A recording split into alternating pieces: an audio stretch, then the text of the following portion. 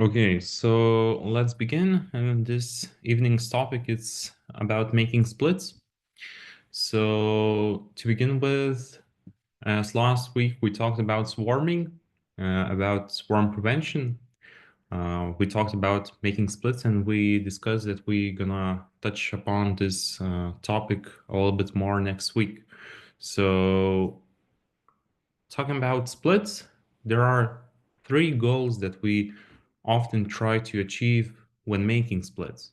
So first of all, as we talked last week, it's about swarm control. So when we make splits, or especially splits with the alt queens in them, that's one of the ways to control swarming. We'll look at it a little bit more later.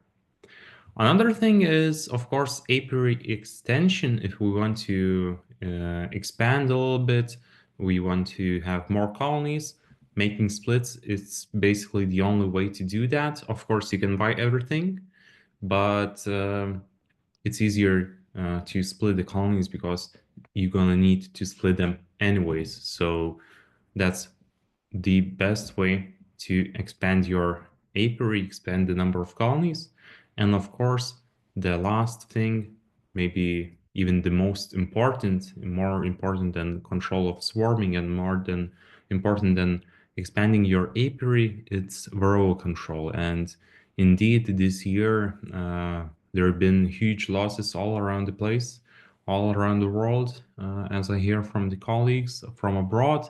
But as well as in Lithuania, beekeepers had significant losses during wintering.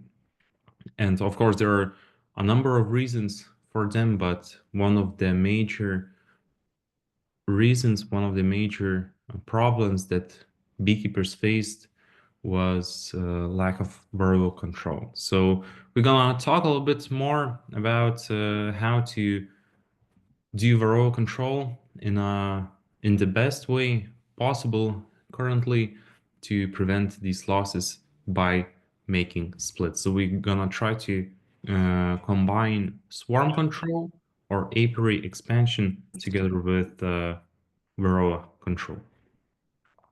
So let's start talking about firstly about making splits with the alt queen. So as we talked last week, we have two things that we have to keep in mind when thinking about swarming. So one thing is the alt queen. That's one thing, and another thing is the foragers, the forager bees, because together they combine a duo that's responsible for swarming. So when we try to make splits with the alt queen, we essentially try to disengage this equation. We try to uh, tear apart the alt queen from the foragers. And by doing so, we can control swarming. So how it's done in practice, usually there are several ways to do that. One way to do that, I'm gonna just talk about in general the whole idea behind it. It's to make a split without any caging, and it's basically used in bigger apiaries. We can just see how the mechanics work of that and how do we achieve swarm control. So let's say, for example, that during spring, as we talked last week, around 45 days after the bees start a rear brood in the spring, they reach the culmination, they have all of bees inside, they are preparing to swarm. Before that, just a little bit before that, you have to make the split with the old queen to separate her from the foragers so that they don't swarm. So let's say we are here around a month and a half in the season, and we have here the old queen, and we need to separate her from the foragers. So, of course, we have here position 1 and position 2. Of course, here we have foragers, which are flying in through the entrance hole. Here we have foragers, and we need to separate her, the old queen. But when we have let's say a couple of deeps or a couple of supers, and we don't know where the queen is, we we don't bother searching her for her, so we can just simply make a random split and then later check upon where the queen is. So for example, if we had two supers here, super 1 and super 2, we don't know where the queen is. So what we do in position 1 and in position 2, here we just take the first brood chamber. Of course, here can be honey supers, but that's irrelevant. We're talking about only brood chambers. So let's say we take the first brood chamber here and we leave the second brood chamber here. And we don't know where the queen went. Probably, most likely, it will be in the super 1 because it's the upper super. So basically the queen stays where it's warmer, and most likely she's gonna be here, but we never know. So we don't know where the queen is. It can be either here or here. And we know, of course, that the foragers are still gonna return to the first position because they are used to that position. There won't be any foragers here. But we don't know where the queen is. And still, we need to separate the queen from the foragers. So what we do, we wait around 5 days. Let's say it was day 0 here. We split the colony. After 5 days, we still don't know where the queen is. So what we simply do is come and check whether they have started rearing queen cells. Of course, you can check basically maybe half an hour after making the split on the entrance of the hive where there are no queens present. You will see bees crawling around the entrance looking where the queen went, etc. They are starting to panic. But if you want to be sure, just come back to the apiary after 5 days and check for the queen cell. If, for example, you find queen cells here and you find no queen cells here, it means that the old queen went here. So all is fine. We split the colony and we know that the old queen now is here. Here are the forager bees and there is no queen. So that's the best way that it can turn out, this situation. But what happens if it's opposite? If, let's say, we have position 1, position 2 here, we have that super 1 here and super 2 here. And what if we find out that queen cells are here and the queen is here and the foragers are still flying in? So what we have to do, remember to separate the old queen from the foragers in order for the colony not to swarm. So what we simply do is we swap. We swap this colony with that. So we basically take away this colony from here, just put it somewhere in the middle, place the colony with the queen cell here, and put this colony here. So now we have this all sorted out. We didn't need to find the queen herself. We just have to check where the queen cells are, where they have been started to raise. We just check one brood comb from the brood chamber, and that's it. We know where the queen is. So that's the most straightforward way to make a split with the old queen and to prevent swarm.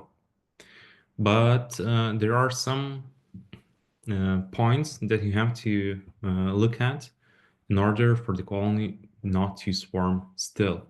So what can happen? Two problems actually can happen here. One problem is if the colony has already been in a swarming mode, if it had reached the final swarming level, so the colony could have already the swarm cells itself. So if there had been any swarm cells and we split the colony like this colony, even though there is no queen here, it's gonna swarm. Why? Because there are queen cells and it's already in the swarming condition, in the swarming state. So although we already separated the queen, the bees are in a state to swarm, so they will swarm. So it's kind of a bad situation if we are in there and there are already swarm cells. We have to rather check before making this split if there are any swarm cells present in the hive. You can do that simply by tilting one of the brood chambers on its back and check the bottom of the frames if there are any queen cells present. If not, you can continue with the split. Okay, so I think so far so good, but there are two other problems that we face. One problem is if the colony wasn't in a swarm state and we split the colony and now here we have queen cells, we can leave these queen cells intact and just let the colony um, grow their own queen and basically just the queen will mate and they will build their new queen themselves.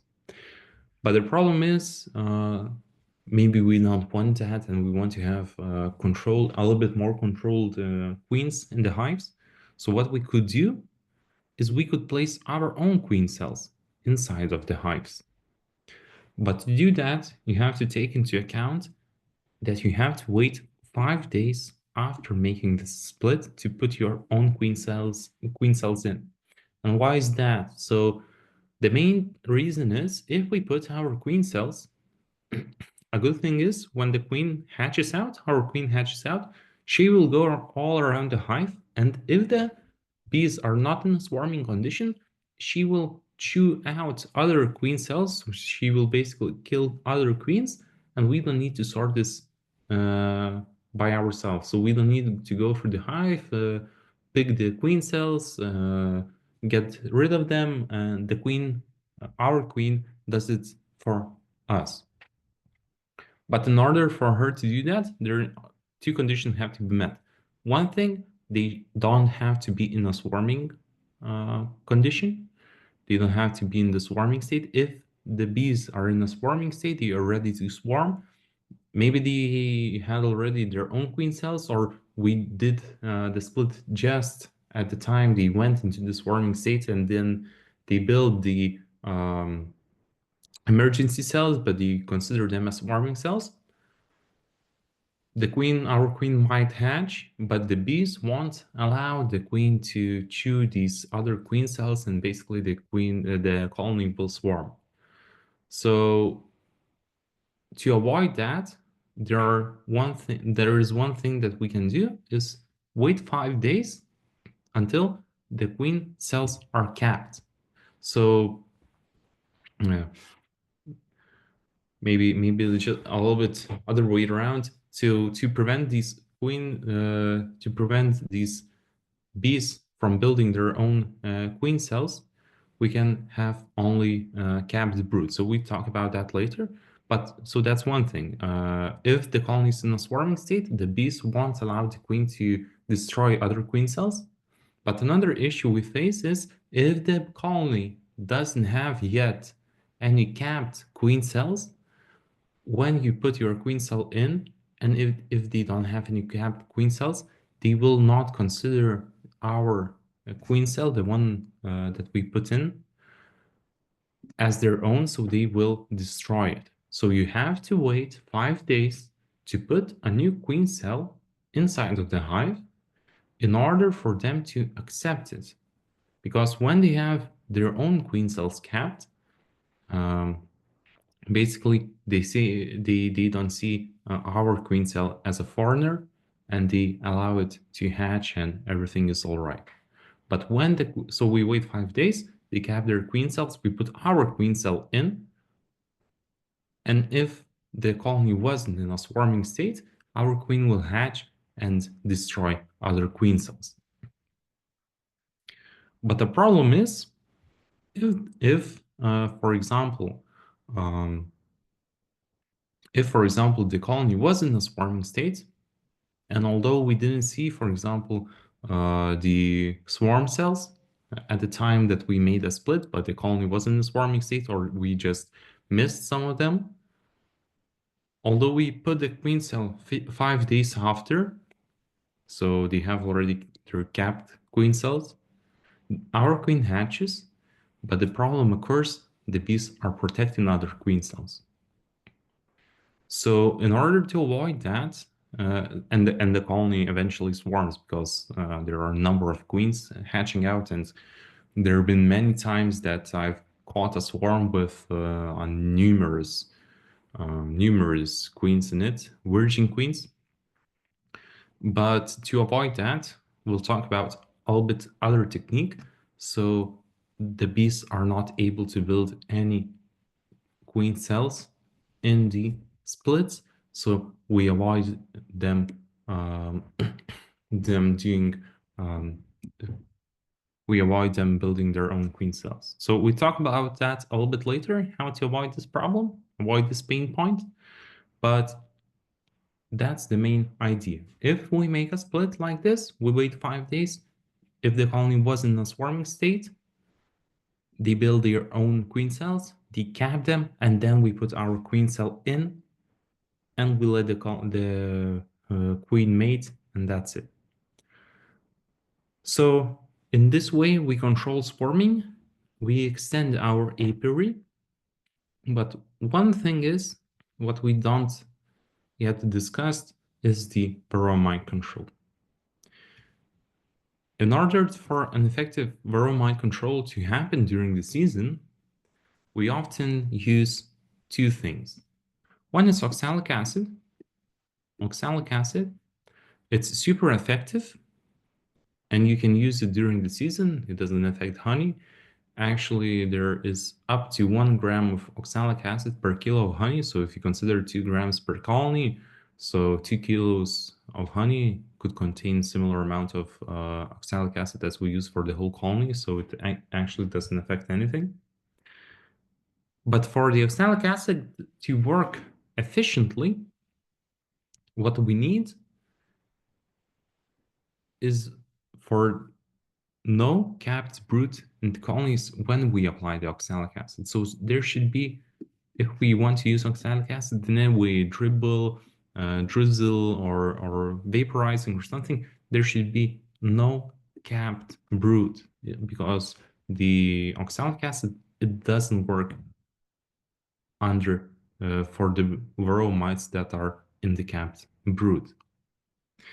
So let's see how we can apply this rule that we have to have only open brood or even no brood in the colonies in order to treat our bees with oxalic acid against varroa mites, especially during spring, in order for the varroa mite population not to build up and not to cause any harm. We have to do it in the spring, especially spring or early summer. It doesn't actually matter that much, but we have to count when we make this split when it's gonna be the gap when there's no capped brood in the colonies. So it's pretty straightforward with the colony where there was a queen cell. So we put so let's say it was day 0 when we split the colony. Let's say it was day 0. Day 5, it's already 5 days. So the brood cycle is 24 days, and I'm saying 24 days because I'm counting drones, in which varroa mite concentration is 8 to 10 times higher than worker bee brood. So let's say there 5 days already gone, and we put a queen cell. It will hatch out after 2 days, and it will take additional 2 weeks for it to mate, for the queen to mate, and it will take another 9 days. So 14 plus 9, it will take extra 23 days from the day we put our queen cell in for new capped brood to emerge, for new brood to be capped. So 23 days with D5 extra, it's gonna be day 28 when there is gonna be capped brood in this colony. And remember, drone brood hatches after 24 days. So on the 24th day, there will be no capped brood. So we have here between 24 and 28 days, we have 4 days gap. What we can treat the colony with oxalic acid. Right here, we don't have any capped root, and we can go into the colony, drizzle it, or vaporize it with oxalic acid, and we are 100% sure that we capture as many Varroa mites as possible during the season before the Varroa mite buildup. So it's pretty straightforward. From day 0, between 24 and 28, we just apply oxalic acid, and that's it. A little bit more complicated with the colony, which has the old queen in it, because the queen, she doesn't stop laying. So there are other ways that we can try to figure out um, how to treat this colony, but we're gonna talk about that later, because in this method we are not able to induce brood break in this colony with the old queen, but we are able to treat this colony. So basically, that's the mechanics of this method. It's pretty straightforward when you get it. Just 2 mistakes not to make. One, not to make the split if the colony is in a swarming state. So if it already has queen cells, because then this queenless colony will swarm. Another thing is not to put the queen cell before 5 days or have passed in order for our queen to hatch. And that's pretty much it. So now we have the understanding of the basic method, let's talk about a little bit more advanced methods which try to overcome the problems that we faced with the swarming cells and placing the queen cell before 5 days, and the problem with the not treating the colony with the old queen. So one of the ways to do that is to cage the queen beforehand. So let's see again how it's done. So let's say we have position 1, position 2, pretty simple and similar setup. So what we do here is we have the old queen. So what we do on day 0, we put the queen in a queen cage.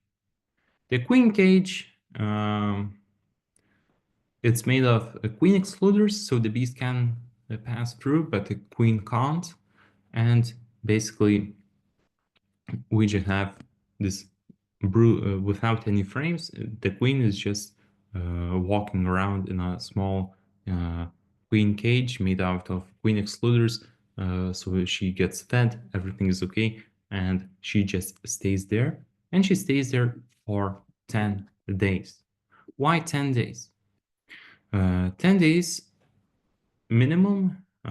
We can keep her longer there, but 10 days is sufficient enough for all the brood to be capped.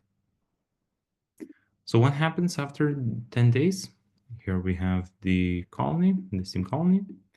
Here's only capped brood inside the colony, and we have here the old queen in the cage in first and second position. Okay, so what we do next on the day 10, we split the colony. So because we already know where the queen is, we can just make here a split, and we put here the queen. So we release the queen straight away from the quick cage, and we also put hatching brood. So that's about to hatch, and we put a little bit of honey, of course, in. We put a little bit of protein, so that's pollen. We just combine this small colony. We put some extra bees because the foragers will leave. So we just combine a nice split here. And why do we put a hatching bees, hatching brood here, is that we need to treat the hive. So it will take, if it's day 10, it will take until day 19 for new brood to be started capping. So the bees will need 9 days. The queen will start laying, and it will take 9 days for the new brood to be capped. So we have 9 days gap. So let's say between day 17 and 19, we treat her this colony with oxalic acid. So because we leave for 1 week for the bees to hatch, so we'll have 2 days gap in which there will be smallest amount of capped brood possible. Maybe there will be some capped brood still in the colony, but majority of the brood will have hatched out. So we just treat the colony with oxalic acid. Then we have pretty effective treatment. Maybe not all the Varroa mites will be killed, but majority of them will. So we have sorted this out. As you can see from the previous method, that's already an advancement because we have this colony treated. Okay, so let's move on. This is all okay. We can leave now this split to grow, and that's it. What do we do with the queenless colony? Because there is no queen anymore. So what we do on the day 10, the same day, we put a queen cell in. We can put a queen cell maybe also next day, but we have to wait several hours for the bees to feel that they don't have any queen, and then we put the queen cell inside this colony. And the good thing is, as in this colony there are only capped brood, we can put the queen cell straight away because they don't have any other means to produce a queen cell themselves. Another good thing is, when we cage the queen 10 days before, we check the hive, is there any queen cells present or not. If there are no swarm cells present, we cage the queen, there will be no swarm cells either. So our queen that will hatch out, she will be the only queen in the hive that is present there, and the colony will not swarm. So yeah, so we sort out the two major problems. It's if we had put the queen cell 5 that we talked in the previous method. So if we place the queen cell right away, the queen cell would be rejected. So we've solved this problem here. And another problem we solved here is if there are any other queen cells present, and if the colony is in a swarming condition, the colony will swarm. So we solved this because there are no queen cells in this hive present. Okay, so that's all sorted. But still one thing missing is the treatment with oxalic acid. So as previously, it's going to be the same. It will take around 23 days from the day we put the queen cell in. So we will have the new brood being capped at day 33. So from day 24th to day 33, we have a gap of 9 days where we can treat the colony with oxalic acid. The best timing is maybe 2 weeks after we put the queen cell, so in 24, at day 24, at day 26, when we go and check if the queen mated, if there are any eggs, we can do this checkup and at the same time treat the colony with oxalic acid. And that's pretty much it. So we can see this method, pretty straightforward. Cage the queen, wait 10 days, take the old queen to the next hive, and put a queen cell here, treat this colony on day 24 for day 33 in this gap, and treat this colony between day 17 and 19. And we have swarming control, we have enlarged our apiary, we have doubled it, and we have the colonies treated with oxalic acid during the season before the Varroa mite population spikes up. So that's the techniques that we can use for making splits with the alt queens. There are several more, which we're gonna maybe talk about in other meetings, but that's pretty much the main ways that we do it. Personally, I would recommend perhaps starting with the second method, although it's more laborious. It requires more time, especially finding the queen, caging her. But if you're beginning with this method, it allows you to really grasp the underlying idea behind this method and to use it properly, and especially avoid the situation when the colonies swarm excessively because you missed either the swarming, either you missed the timing of the swarming. So, for example, if the colony was in the swarming state, or you missed something else and the colony still swarmed. So, for personally for starters, I would suggest method 2. Okay, so we talked about splits with alt queens, and we have to talk, of course, about making splits with new queens, because with alt queens, not everyone is a fan of that. Not everyone wants to make splits with alt queens. Let's talk about splits with new queens. These splits are often used for resale, and yeah, let's see how they work. So we're gonna maybe talk about two methods, two most widely used methods, perhaps. So method 1, it relies on the concept of making combined splits. So it's better to use combined splits for two things, and we're gonna talk just in a moment what the combined splits are, but there are two main benefits of using them. So one thing is the bees accept new queens better when they are combined from several colonies. Second thing is it's easier to make even even the splits more evenly with equal number of bees with equal number of brood when you just try to uh, mix around and to use brood from different colonies so you can make them around the same size. So the major technique, the main technique that we use for making these splits rely on one condition. So there has to be capped brood only. Otherwise, it doesn't work that well when making new splits because the bees will start to make their own queen cells and it's going to be a mess.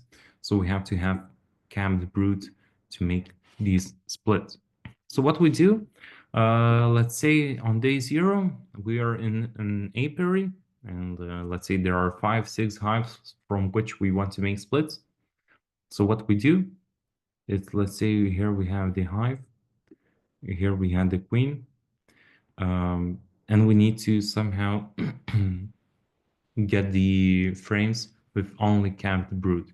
The best thing to do, what we do also for making these splits, is we take a new super here, just a new super, and we go through this hive box and identify any open brood frames, open broods. We shake off the bees so we don't search for the queen. If we find the queen, that's good. That makes our life easier and we can work faster. But if we don't even bother searching for the queen, we just shake these bees off of the frame of open brood and we place these frames inside the hive box.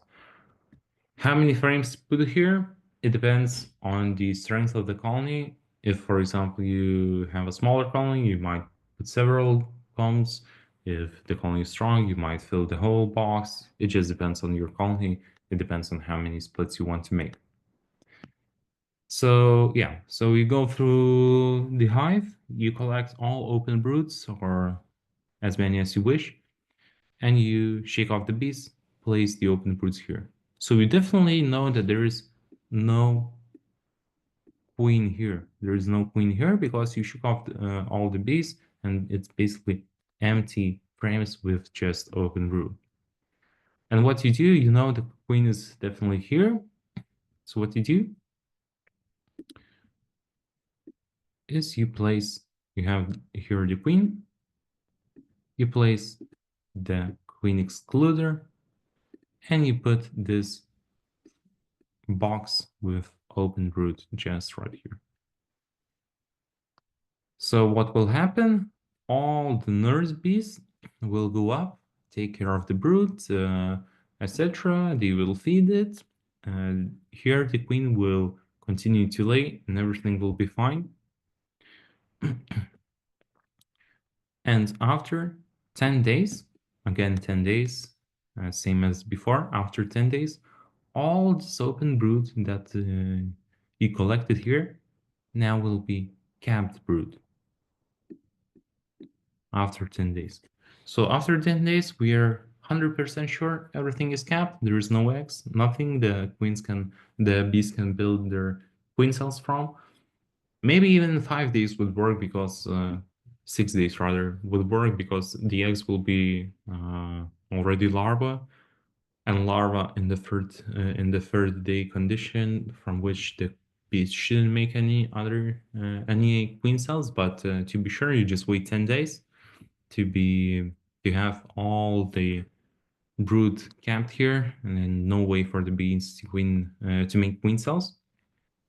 And for example, if in the apiary you have a number of colonies like that with capped brood, so let's say you have 1, 2, 3, 4, or as many as you wish colonies in your apiary, on the day 10 you can start making combined splits.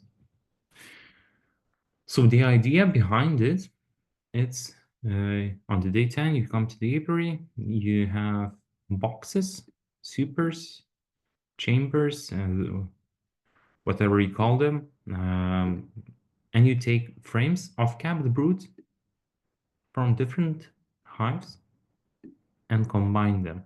You can put as many frames of broods as you wish. Your colonies to be strong. 2, 3, 4, 5, depends on your frame size. We usually, if we talk about the Dan frames, we put like the full deeps, we put 3 frames of brood, 3 frames of camp brood. So you just put from different hives these brood combs, and you put, of course, some honey. You can put wax foundation, and that's pretty much it. Wax foundation is quite useful for 2 things. One, you will have a lot of young bees here that can build these wax foundations. One thing. Another thing is it's a very good sign when you make the splits. If you put queen cells, you don't need to even look if the queen has been mated, because if there is no queen, they will not draw any wax foundation. And if you come to the colony, you check they are drawing the wax foundation, you know that there is a queen, because if there is no queen pheromone in the colony, the bees won't build any comb. So that's a quick way for us to check if the queen is mated. We check if they are building the wax foundation. If they are, everything is fine. So yeah, but it's a little bit. I skipped a couple of parts. So when you combine from several hives, these brood frames, so let's say from hive 1, hive 2, hive 3, what happens? The bees mix, and the bees don't know anymore from which hive they are. And that's why they can accept any queens easily. So you make these splits, you make as many as you wish by combining the brood from different hives. You can, of course, shake some more bees in, and that's it. You are all set to put the queens. There are 2 ways you can do that. Either you can put queen cell, that's of course viable, or you can put already a mated queen. in the transport cage, and you can open already the queen exit with the candy, so the bees can start chewing and release the queen, because these splits, they will 100% accept the queens because they are made from different hives, and uh, it's a little bit of mess there, and the 100% accept the queens. There has never been a problem, never been an issue with queen acceptance in these splits. So that's one way to do that, and I think that's the most advanced way and the easiest way, perhaps, to make splits, new splits with, and put queen cells or queens there. But you can push this one step further, because what happens, of course, when you remember, all the foragers will leave. And the colonies, the splits, they won't get as strong as they can, as fast as they can. So what you can do to even further increase the queen acceptance and to prevent the forages from leaving, when you make splits, you have the entrances covered up, and then you just transport these splits to another apiary location, and there you put your queen cell in, or the queen in. And that's pretty much it. Okay, so I'm thinking whether I forgot anything to say here. No, I don't think so. Okay, and one more thing that you can consider is to treat with oxalic acid. If you put the queen cells in 2 weeks, the queens will mate. So on day 24, you go to check. Um, you go to check the mating results, and you can treat already with oxalic acid, because if there were any drone brood, it's already hatched out. So you treat it like that. If you put a queen in 9 days, so at day 19, they will start to cap the new brood. So you have to treat the colony between day 17 and day 19 with oxalic acid. It might be 70-80% efficiency rate for killing mites, but still pretty good compared to no treatment. Okay, so I think I covered everything up on this way of making splits. And there is one more way to do splits. We talked a little bit about caging, and we can introduce that even to this method. But maybe that's not the best way to do that, but let's see.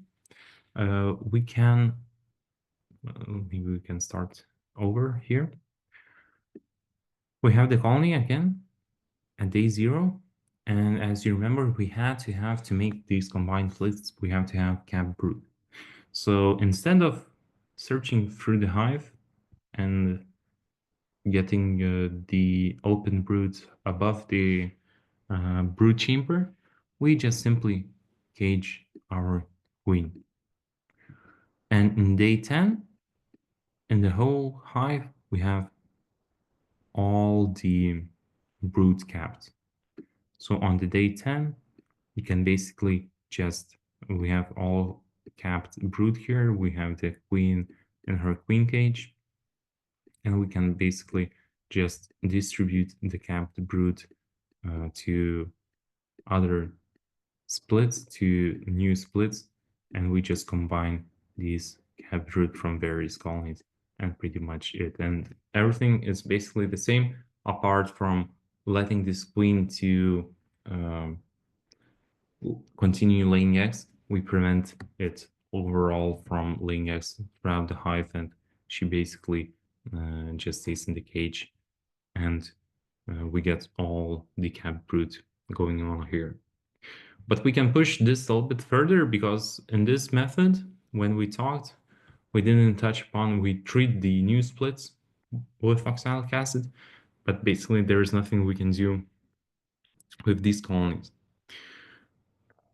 What's good about this method, apart from it being almost identical, and a little bit downside of the queen not laying eggs here. We can wait another, let's say, 7 days after even making splits with the queen caged inside. So we made our splits at day 10. They started growing. We either put queen cells or mated queens there, and we leave this queen for another week. And why do we do that? And on the day 17, we just release her. So what will happen, as we talked quite a few times today before, it will take 9 days for the new brood to be capped. So if we put 9 days here, it will be day 26th when the new brood will be started to cap. So they will be started to cap the brood. They will start to cap the brood at day 26. And on day 24, all the brood will have hatched out. There will be only open brood. So again, from day 24 to day 26, we treat the colonies with oxalic acid right here, and we get rid of all the Varroa mite. And yeah, that's pretty much it. In this way, we can also prevent swarming because we take a lot of brood out of the colony, and we just reduce the number of bees. The queen pheromone rises, and basically the bees are not eager to swarm from this hive also anymore. So in this way, we can also make expand our apiary, make it bigger, and we can control the varroa mites too. So I think I covered the most basic ways to split the colonies. Also control swarming and control Varroa mites in a pretty much straightforward and ecological way, in the way we don't allow the Varroa population to rise and to reach a high population in the colony. And we are using oxalic acid, which is a natural compound already found in the honey.